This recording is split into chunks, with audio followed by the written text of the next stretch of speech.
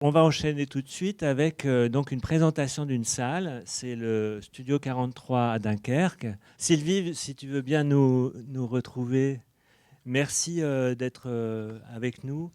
Et voilà, j'espère que le portrait qu'on a fait de ta salle, viens ici, euh, correspond Oui, asseyons-nous.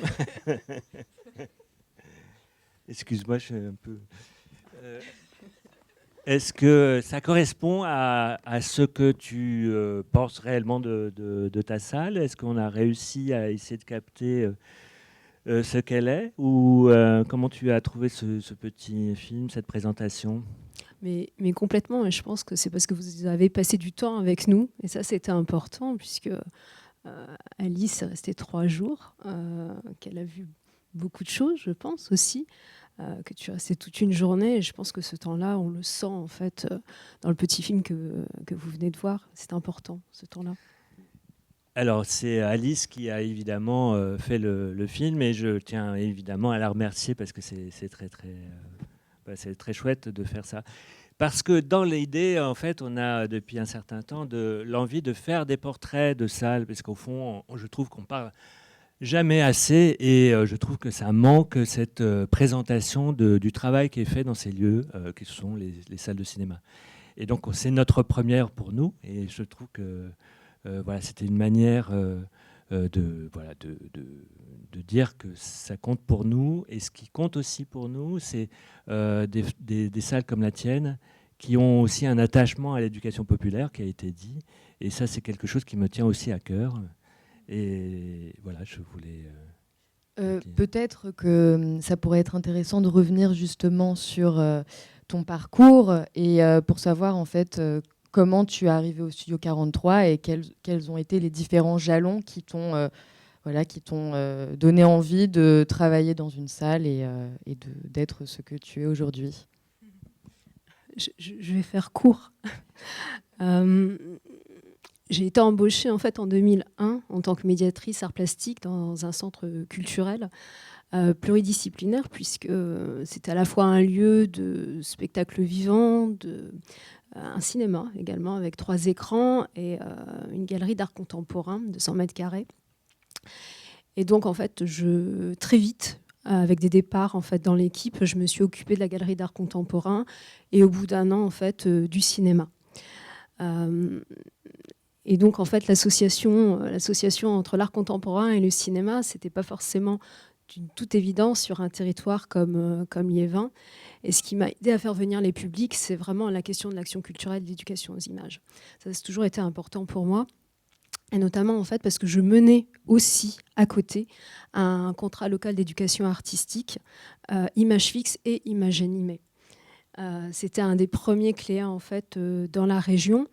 Et alors c'était un CLEA qui ressemblait pas du tout à ce qu'on voit aujourd'hui, puisqu'en fait ce n'était pas des résidences d'artistes, mais c'était une trentaine de projets entre 15 et 30 heures dans les établissements scolaires, avec des artistes, des vidéastes, des photographes, des jeunes cinéastes, etc.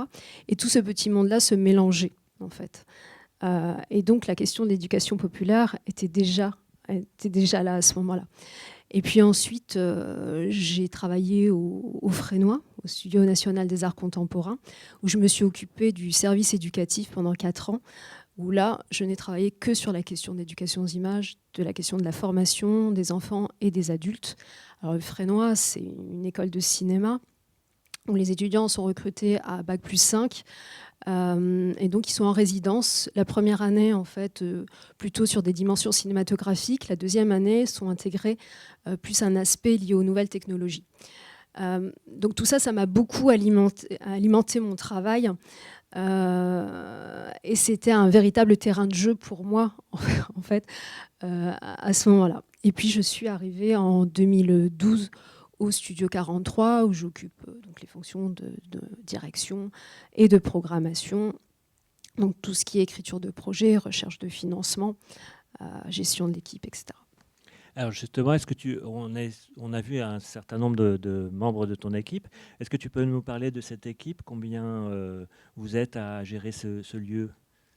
Alors, on est 12 salariés, dont 3 projectionnistes, 2 à temps plein, 1 à mi-temps.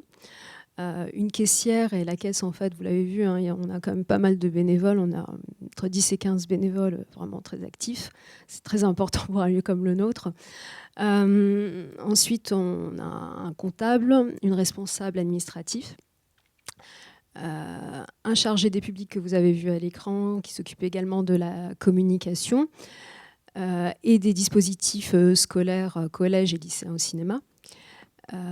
Une chargée du jeune public, Amélie, qui s'occupe aussi, alors qu'il y a des missions transversales, puisque on a une mission qui nous est donnée par la communauté urbaine de Dunkerque. Elle gère aussi l'action culturelle sur le jeune public, sur 5 salles en fait, de la communauté urbaine de Dunkerque. Donc on a ce travail-là et la coordination du dispositif école et cinéma sur le département du Nord. Un responsable des ateliers pour tout ce qui est pratique artistique, Fabien, que vous avez également vu à l'écran. Un médiateur, Dimitri, et une chargée de la communication, puisque toute notre communication est faite à l'interne.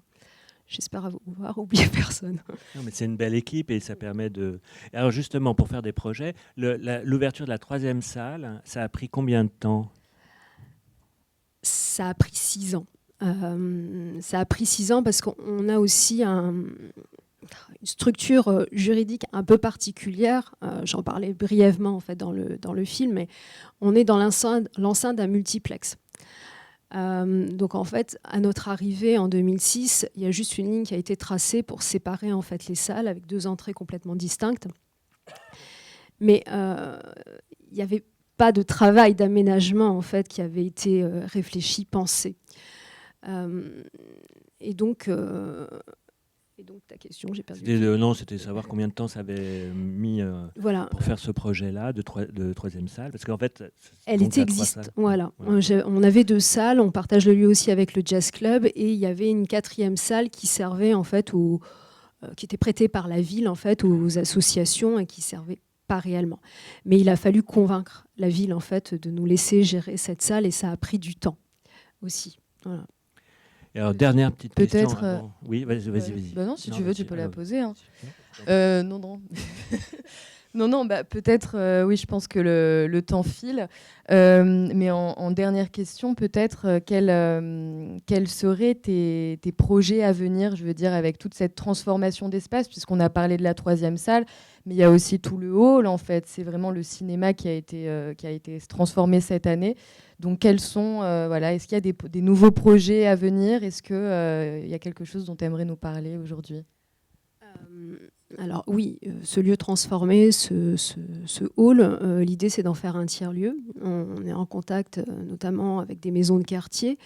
L'idée c'est de faire vivre ce lieu entre les séances, pendant les séances et en dehors aussi de notre activité cinématographique. Là, on va mettre en place un partenariat avec une maison de quartier qui souhaite en fait aider les personnes âgées à faire des démarches administratives sur informatique. Donc ça, c'est on va prêter le lieu effectivement pour ces missions-là, mais il y en a d'autres.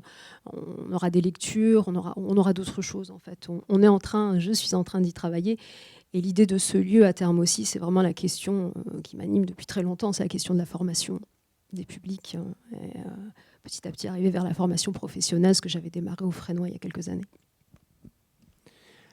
Voilà, merci beaucoup et puis un bon vent. J'espère que cette salle et cette nouvelle configuration va permettre aux Dunkerquois d'aller encore plus au cinéma de recherche.